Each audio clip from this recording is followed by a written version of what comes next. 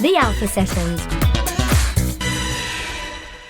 Welcome. I am Liberty, joined today by the beautiful and talented Matilda Gracia. And you just performed some beautiful tracks for us. So like you draw an inspiration from like your real life situations then. I feel like you can be quite like does it help you handle your emotions with things, songwriting, or? Oh, 100%. I mean, I've been songwriting probably for about 15 years now. And I've always used it as a way to just cope with my own mental health, with anything that I was going through, especially in my teen years. I really was leaning on it to kind of express myself and express how I was feeling and process emotions. And it's only in the last couple of years that I've started exploring a little bit, writing about things or different point of views that aren't always my own, drawing inspiration from film and TV and just other people's stories. And of course, there's always a relatability to that emotion, and you draw a little bit from your own life. But I really enjoy writing about other people's stories as well, if that makes sense. Do you kind of do this thing where you put yourself in another person's head? So it's like you imagine yourself as them in the situation, and then you kind of interpret their emotions that way. It's as though you're actually feeling the same things they are. Oh, totally. Because you can actually imagine yourself as them. Oh, totally. And in fact, because we were off camera talking about Orpheus, right? One of the tracks on my EP. And that's kind of funny enough what happened to me with that song.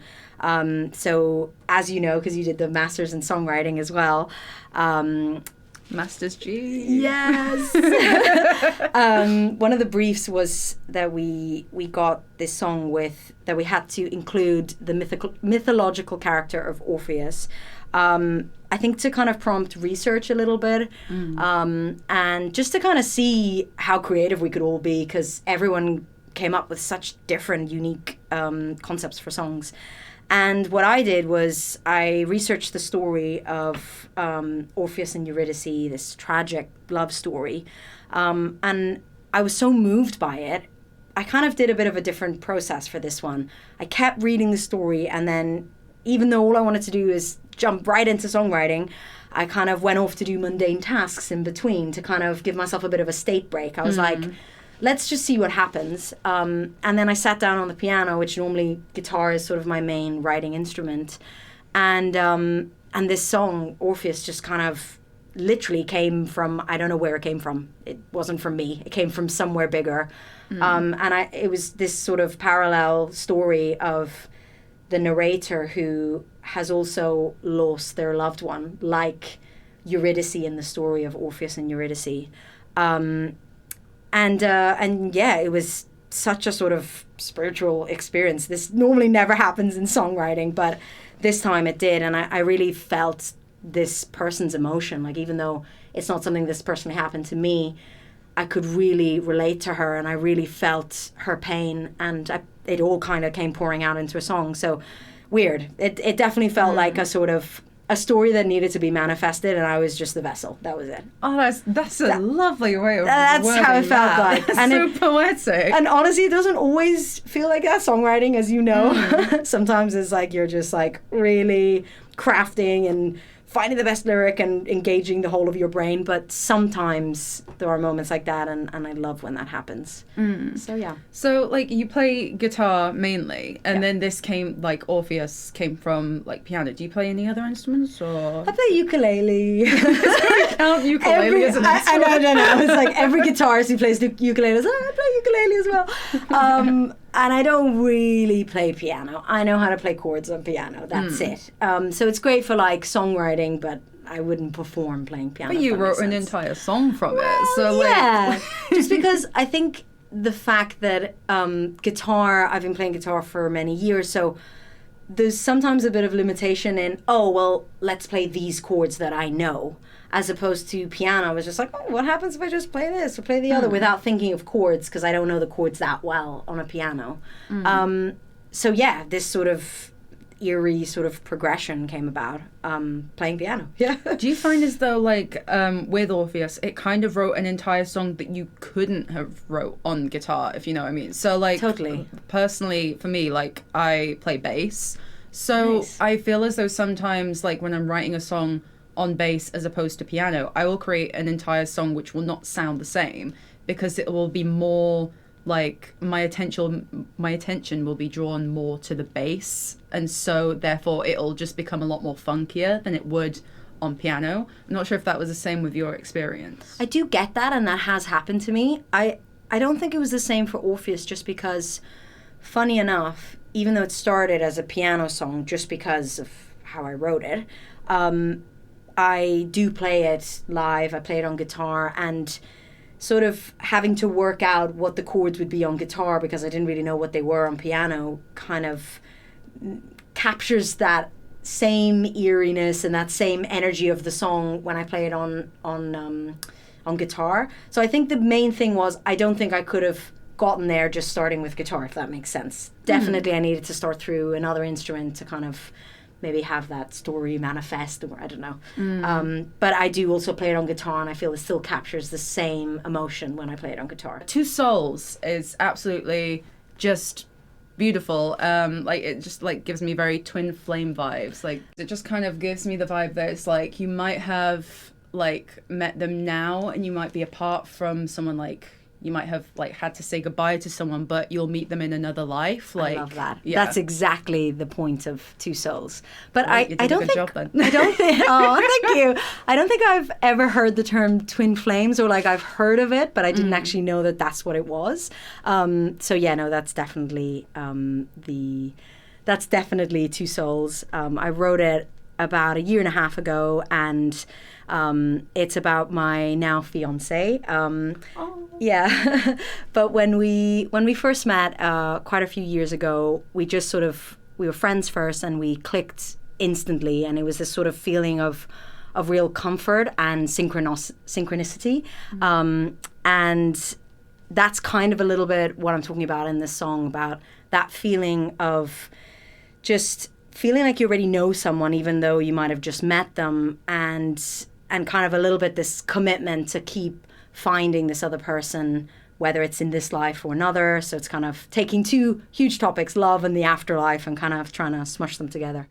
In this life or another, if we get to come back, I'll find you and keep on loving you.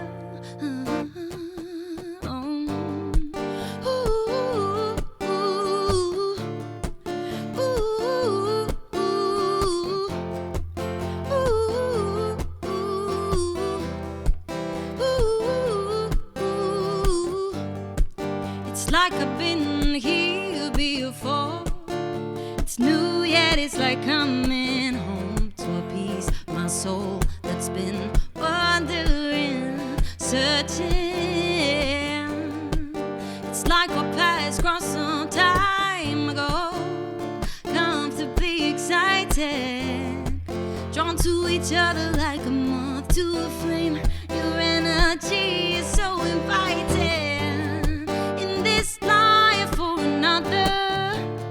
If we get to come back, I'll find you and keep on loving you. As many times as it takes, travel through earth and space to find you and keep on loving you.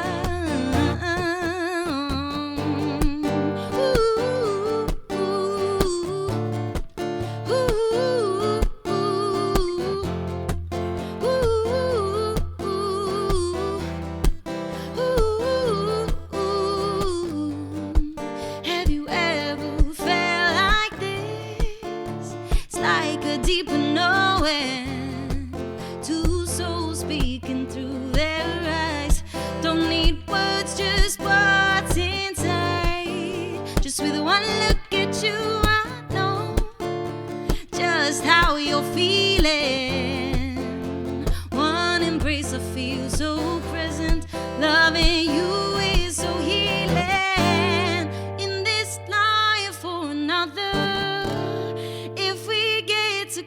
back, I'll find you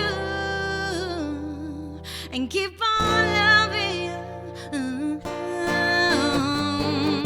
As many times as it takes, travel through earth and space to find you and keep on loving you.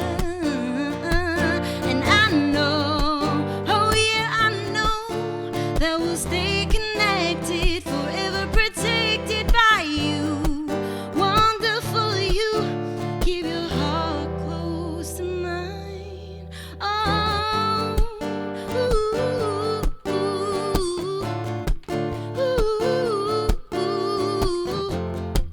ooh, ooh, in this life or another.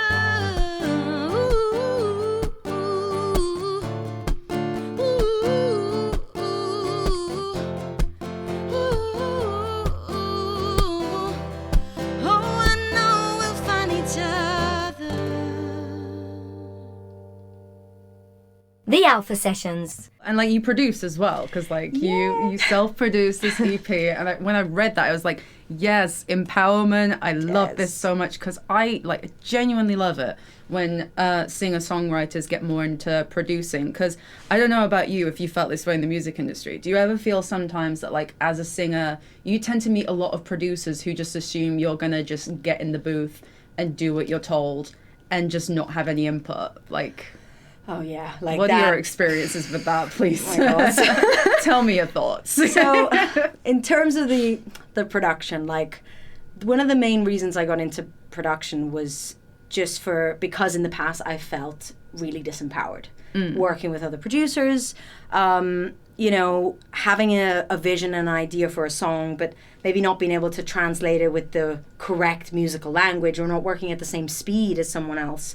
Has really left me kind of in the past sort of behind, and that has even led to having some songs that were then released and everything that I listen back now and I'm like, they could have been better, and just the arrangement and the production wasn't exactly what I wanted, and I didn't know how to communicate that back then. But it's fine. I think everything happens for a reason, but also like time and time again, these situations kept happening that led me to want to do it myself. And at the beginning, like I had so many limiting beliefs about it. I was like, yeah, but I can't produce. I don't know how to, all of this stuff. And I was like, okay, just start small and just like bit by bit.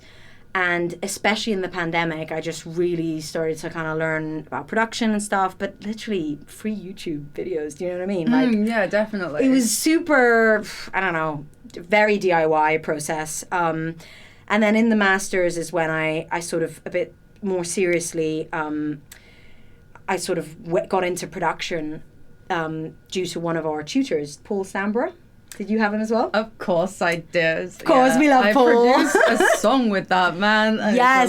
I was like, oh, it's just so fun working Did you go with to him. like his studio? Yes, Oh I my did. God. Did you meet his cat? I haven't been to his studio yet, but I will. Okay, I will. right. His cat is Oh. the fluffiest, loveliest That is thing. amazing. And like, she would not leave my side. I love And that. you know when like someone says, oh, they're very picky with people, Yeah. but then their pet just ends up being with you all the time and I love cuddling that. you. And you think, oh, I am the chosen one. I am the chosen one. I have 2 cats, so yeah, I get that. Yeah. So yeah, I really, resonated with his way of teaching production.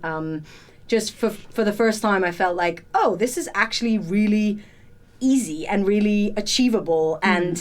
And then I went on to do some lessons with him, just some tutoring on production, and basically thanks to that, I went on to then produce my latest EP.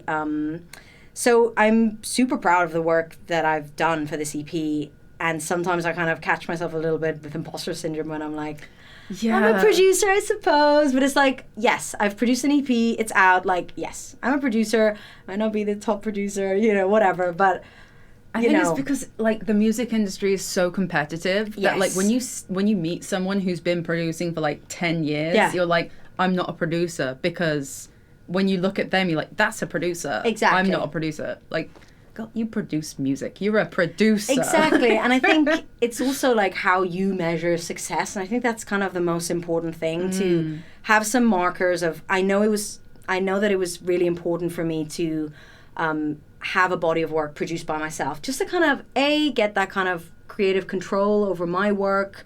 And to, I find it such a like creative process to produce as well. Like I find it really intricately involved with the songwriting, if that makes sense. So it, you know, one part, the first part of it is songwriting, you know, guitar and vocals and a lyric pad or whatever. And then when you start bringing it into life in, I was going to say the studio, but in my case, my bedroom and Logic on my computer, you know. But you really can explore all this like palette of different sounds, and really get to know your own sonic identity. And I just found that whole process so empowering and inspiring. Not that I wouldn't want to work with other producers in the future, but it's so cool to know that how much I've loved producing, and definitely want to keep learning and keep producing more material in the future.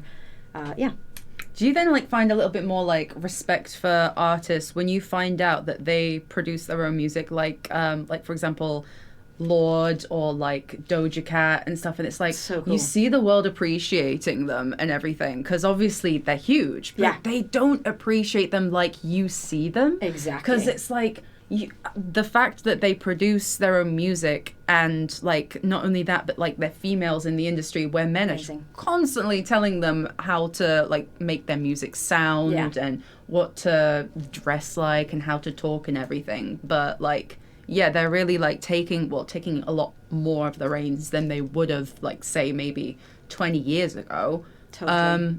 Kate Bush as well, producing her own music. I didn't know that. That's amazing. Yeah, when you learn that, you're just kind of like, this whole new respect gets given to them, because like once you start becoming like your own producer, you just start respecting it a lot more in other women. And definitely. And I think it's also like, it's so inspiring to see this sort of commitment to your own vision. And I appreciate that not every artist can do that or has a skill. So that's why it's so important to work with producers who really do listen to you and involve you in the process. But it's so amazing to see so many artists, especially women in the industry, who are producing their own songs, writing their own songs, and really paving the way for then artists, you know, up-and-coming artists like us that are kind of wanting to do the same thing. So, it's amazing. I'm so grateful to be on this journey of production as well as songwriting, definitely.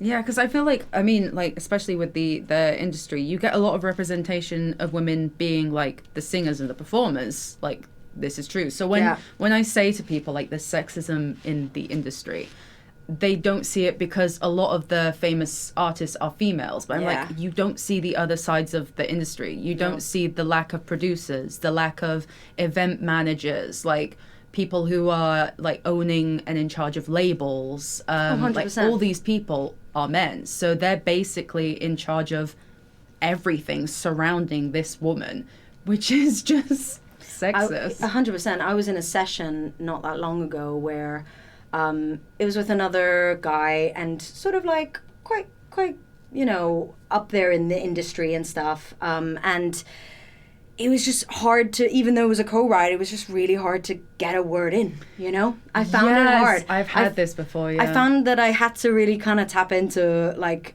a more dominant, assertive energy in me. And I feel like it's just, it's hard because every person, especially in co-writes, every person that you write with is going to be really different. You have to kind of, you know, step into a new role. But I didn't enjoy that as much. And I felt like I had to fight to get a word in, even though we were writing together a song that was going to be, you know, for my artist project. So it felt, and I've had a couple of scenarios like that before where I just kind of came out of it being a little bit like, I didn't really feel like I had a voice as much in there. I had to fight to get any word in, any creative idea that I wanted. Not that the other person was like, you know, doing anything wrong, just there wasn't space to... Yeah, I feel like whenever this happens, they're never doing it like with intentions to be dominating. They just don't realize what they're doing. because I think that it's been so casual for so long. Exactly. I For totally get guys that. to fight to get a word in, that when it gets to a point where when they're working with a woman, it becomes so natural to them because they're like, finally, I can be dominant, because when I'm in a room full of guys, I have to fight to be dominant. And it's so hard because toxic masculinity. And then when Yeah. they're with a woman, it's easier. So they naturally try to be the dominant person. Yeah. And it's like, sometimes I feel like guys need to be told that, like, there shouldn't be so much pressure on being dominant. Like, it's all an idea that society has built up to you. Because when you have this pressure to be dominant, you take it out on women a lot because it's easier to. Yeah. I do think, though, that like so many artists right now are paving the way to open up more conversations about the industry. Like Ray is a brilliant example of this, and her recent album, and sort of, you know, talking about her experience in the industry as a woman and releasing this album independently as well. Like, I think it's so cool to see, like, I agree with you. I think there's still such a shift to make, and there's so much behind the scenes that people don't know about, but I think we're changing the narrative by talking about it more, by bringing up these conversations more, and by kind of talking to more artists and their experience. And I'm a real big believer, especially in the independent artist community, of kind of like artists supporting other artists and kind of elevating each other. And like, I feel like that's the future of the music industry, as opposed to the traditional signed by a label and you continue your work like that. I feel like in the day and age that we're living now of social media, we've got this direct link to fans that we've never used to have. Yeah. So it's the perfect time for artists to kind of be independent, to help each other out, to kind of connect directly with their fans and build communities. For me, that's what it's kind of all about.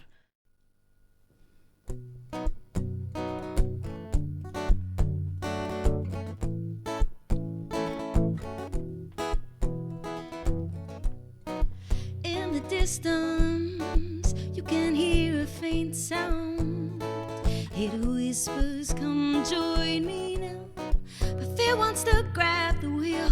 You take a chance and you steer into these unknown tracks. Let it move through you like a channel for its grace. Let it course through your veins and embody your mind and soul. Let it dance in you until every cell vibrates. Every inch of your state brought into this moment and place. We got no control. We're just vehicles. Nothing more to say. Our magic's built this way.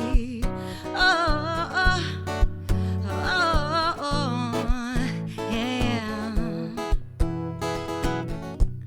Oh, watch it come and go. Every positive needs a negative. Two poles bring each other close. Breathe it in and let it out. You don't own this ghost. Moves easy, don't you know? Like a shooting star that you witness from afar. And when you get too close, you get high on its dose. It's like nothing you've seen. Oh, it shimmers and it gleams. You're desperate for a taste. It's too good to go to waste. We got no control. We're just vehicles. Nothing more to say. Our magic's built this way. I've stopped the chase. Don't you get it? It's a waste. Just be open to receive life's endless possibilities. I see it now, it's clear. It's not mine or yours. When you let go all your fear, be ready for opening doors. Let it move through you like a channel for its grace. Let it course through your veins and embody your mind and soul. Let it dance in you until every cell vibrates. Every inch of your state brought into this moment and place.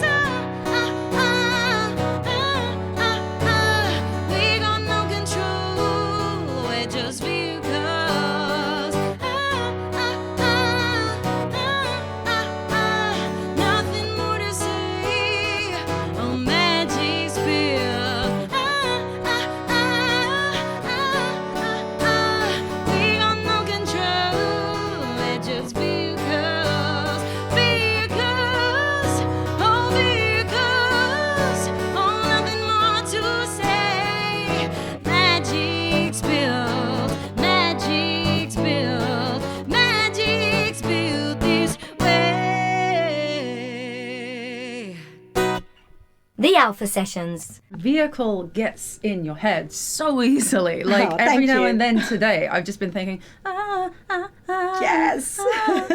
and then suddenly it was just like, oh my God, it's in my head. But like, do you ever feel kind of like, I don't know, because I used to write pop music.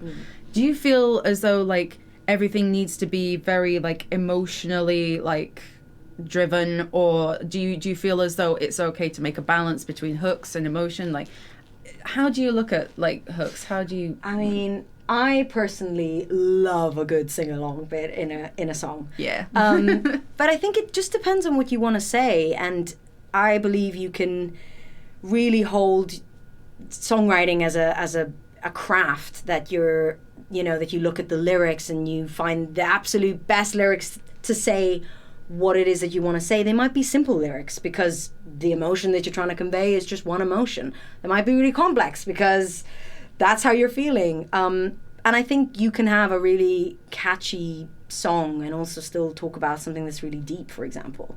Definitely. You know what I mean? Like, and that's, I think, a little bit what I try and do with my music. Like, it's still pop songs. You can still sing along to them.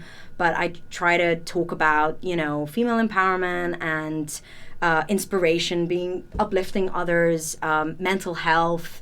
I try to kind of talk about these topics, and because that's what I like to write about. That's what resonates, and I hope that if it resonates with me, it's going to resonate with other people as well. Yeah. And the hook catches on with other people, and then they can like pay more attention to the lyrics. Exactly. And then suddenly it's just like, oh, I actually resonate with this song a lot more than I did before. It was just an earworm in my head, but now it's like I actually feel these emotions. It kind of like hook, I think, is like a good way of describing it. It hooks people in, and then they get reeled in more by the content of what you're saying. Totally. I think that like hooks get looked down a lot in like, especially when you're surrounding yourself with indie artists who tend to like really hate hooks and like pop music and everything. But you know what? It's okay to want to reel people in with a hook, but also you're making it enjoyable for yourself. Exactly. I don't want to be playing a song that I don't like the sound of over and over and over again at all these gigs. Exactly. I want to make it sound enjoyable for me. 100%. And I think the most important thing is being authentic. Like, if you are truly being authentic to what you're making, both in the content and the, you know, the melodies and everything, if you are being authentic and you resonate with it, other people are going to resonate with it too. Not everyone, and that's okay, you know? Like, some people are going to love it. Like, as you said, sometimes in that indie community, there's going to be a little bit of sort of like, you know, turning your nose down to pop songs and stuff. But in general, I don't resonate with that attitude. I think, like, you do you in general. If you like writing that type of music, great. If you don't, then also great. And just, like, everyone is different and they have something unique to offer. So it might not be my cup of tea what someone else plays, but then the music's not made for me, you know? And that's kind of how I feel about when I'm writing. If it feels authentic to me, then... and I really like it, and of course I edit it and craft it, as we have learned thoroughly on the Masters of Songwriting. They have taught as well. What was it? Good songs are written, great songs are rewritten. Quote by someone. I can't remember. I can't remember who wrote it. So but much. yeah, but anyway, but that stuck with me, and you know, I really do try and do that with my songwriting. But yeah, lost my train of thought. But yeah, write what makes you happy, you know, and others are going to resonate with that as well. Oh, definitely. And like I feel as though like if you are like changing your genre, because I mean like you're going to change as a person Of course. over time, and naturally your sound changes with that. Yeah. You might lose some fans, but also you'll gain some as well, because they'll be Yeah. like, oh, I wasn't really into her stuff before, but now she's doing this new stuff. Exactly. Like, yeah, I feel like a lot of artists are very like afraid of changing their sound because of the fact that they've had so many fans in this one genre. But it's like, if you lose some, that's okay. Like, music fine. wasn't made for your music wasn't made for the entire world. No. You know, it's like it's made for the people who enjoy it, and those are the people that matter. Totally. Yeah, people are gonna come and go, and that's just life. That's just life, isn't it? And yeah, I totally agree with you on that one. I think as artists, we're always going to be evolving anyway. And as long as you're being authentic, you're being true to yourself, and making music that you resonate with in that time in your life, then yeah, others will as well. And that's okay if you lose some fans. Like, the biggest artists are changing their sound constantly as it is, so why shouldn't we do it as indie artists as well? Also, I think if it's not enjoyable, then why the hell are we doing it, you know? Like, you put so much time and effort and money into it, and it's just like, sometimes I try and check myself and be like as an artist, you have to be very serious about your art, but also at the same time not take yourself so serious either. There's sort of that balance between, like, it's also just music. Like, I want to, like, make the music that I want to make, and it has to make me happy. I need to enjoy it, because if not, why am I doing it, you know? Definitely. So yeah, I mean, like, something I try to think about. Yeah, like, making your music, like, that much more enjoyable for yourself is, like, genuinely always a benefit. But, like, do you sometimes, like, look back at songs that you wrote when you were, like, a teenager, thinking, this is the best song ever, and then you look back at it now and you're like, the worst song I've ever written. It's kind of the process, though, isn't it? Yeah, because you're getting better. Of course. Yeah, I don't think we realize, like, even now we're still evolving as writers. Of course. And we're gonna get better as time goes on. But, like, I mean, like, what kind of musical art, like, what artists are you into now? Like, do you draw inspiration from artists, like, that you didn't before? I kind of listen a little bit to everyone. Who am I listening to at the moment? I'm listening to Jewel at the moment, freewheeling woman. You gotta say free willing. It sounded like that. Like, you listen to whale If sounds? that could be cut out, that'd be great. Freewheeling woman. Freewheeling woman. Her latest album, she's awesome, Jewel. Slightly kind of Motown-esque vibes in that album, but then We do love, like, a good bit of Motown. But then in her other stuff, a bit more folk, country-esque type of thing. Nice. So kind of like Janis Joplin? Yes, exactly. Yeah. Love Janis Joplin. So, like, even though I'm not particularly influenced by her, I'm listening to her a bit now. Like Casey Musgraves as well. Again, slightly country, folky artist. But sort of I'm in a phase right now of, like, really looking at my lyrics. So, like, these type of influences always kind of come about when you're focused on lyrics. But I kind of listen to a little bit of everyone. I mean, my go-to sort of one of my biggest inspirations would be, like, Katie Tunstall, because I listened to her a lot growing up, and I love the sort of the whole thing she's got going on, especially, like, playing live. I kind of have a similar setup to her. I have, like, a one-woman show thing with, like, a kick drum pedal, and I've just been given a looper for my birthday, so I'm gonna start doing that. That's so much fun. It's gonna be so good much fun. So yeah, she's, like, kind of like the OG inspiration. But yeah, I mean, so many. That's pretty cool. Yeah. It's like that is a wide range as well. It is, exactly. It's good though, because I Yeah. feel like, do you do the same as me, where you, like, just cherry pick little bits, and therefore you're making your own, like, your whole own sound? Making your own sauce, exactly. Before we drift off, I'm so excited to play this game with you. Yes, let's do it. So thanks to your amazing song Orpheus, which you haven't played for us today, but you guys should totally stream it on Spotify. Yes. You'll find it with the rest of her EP that she self-produced.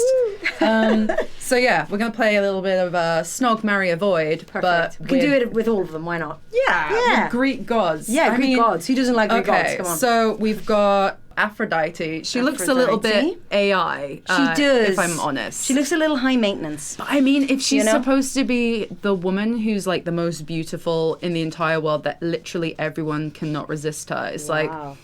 how is that possible? So I don't think she's supposed. No one can really predict what she looks like then, can? No, I can suppose they? not. They would just sort of try to find this, like, AI beauty. Yeah, I'm not sure. We have Persephone, who is Hades' wife, Hades, girlfriend, the god wife. of the underworld. Yeah, so she's into her emo. To her bad boys. She's into her emo guitarist boys.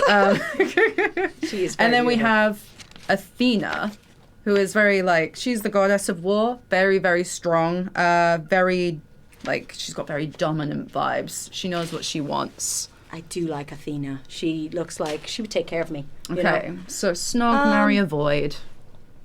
I think just based on these pictures, let's marry Athena. Athena looks like she'd make a good wife. She Okay. would take care of me. I wouldn't have to do anything. Always be protected by Athena.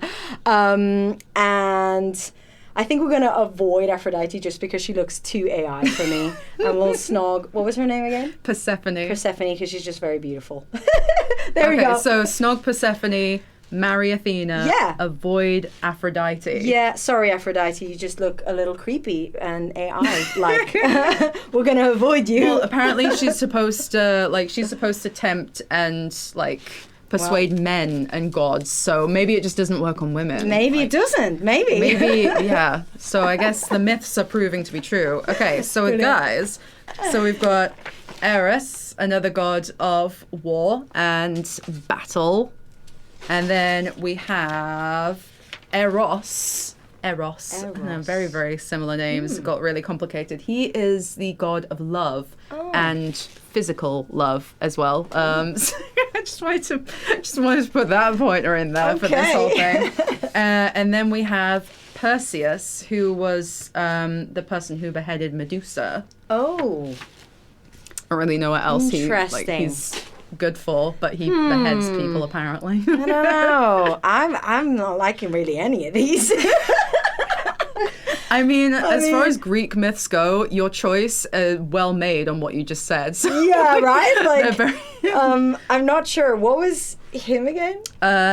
Eris, he's What does he do? another god of war, like Athena. Yeah, let's avoid him. He just looks a little toxic. Like, yeah, it's just a he bit really too looks much. like that gym lad that'll just Yeah. show you what to do when it's like, I just came here to Yeah, work out. and I like- didn't ask for your advice. Yeah, it's like, let's just avoid him. And then, I mean, yeah, like, what was his name again? I'm really bad with names.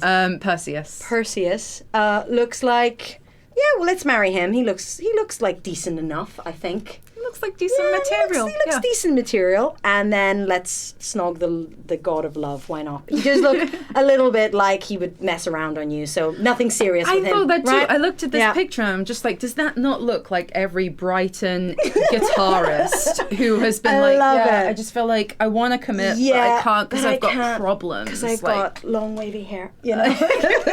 you just get in the Totally. way of my hair. Yeah. Well, there we have it. You made some excellent choices in that. Very yay. excellent choices. It's been a pleasure playing this game. It's That been was a so much pleasure fun. Thank you so much for interviewing, having me. Listening to you. If you want to check out Matilda's socials. Yeah, if you want to check me out on Instagram, TikTok, YouTube, it's Matilda, Matilda, Gracia, Gracia. Like to say it's like gracias in Spanish, but without the S, and then people remember. And yeah, the songs that I played today are all out on Spotify and on YouTube, Apple Music, Bandcamp. So go have a listen if you like it. Yeah. Awesome. It's been a pleasure having you. Thank you so much for having me.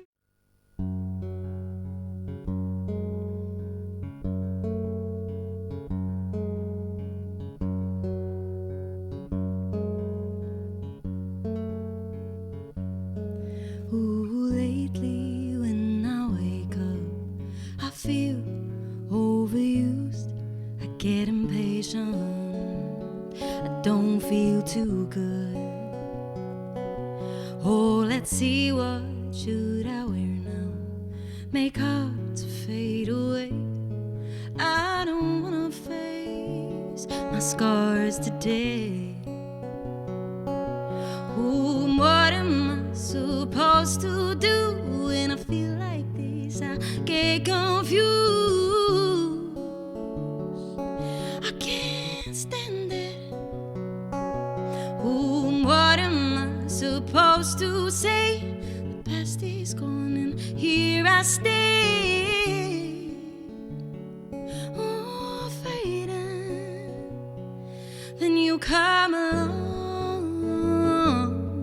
and I feel alright. You remind me I'm strong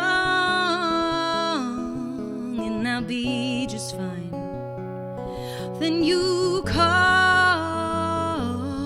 and I feel better now. Say we all fall and get up somehow.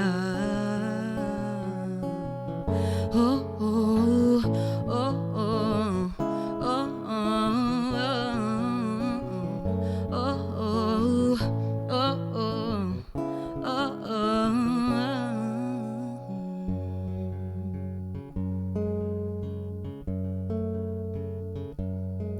Ooh, maybe I should learn by now. It all comes from within. Yet I catch myself, ooh, reaching to the outside, outside. One day when the sun goes down, I will rise up with it again, ready to face the day. Or at least I'll try. Miss the kid I used to be, so full of love and so carefree. Ooh, I'm grown now, now. When I rise on up, I get scared to fall, that I end up doing nothing at all. Ooh, fading. Then you come along, and I feel alright. You remind me I'm strong, and I'll be just fine. Oh, then you call, and I feel better now. You say we all fall and get up somehow.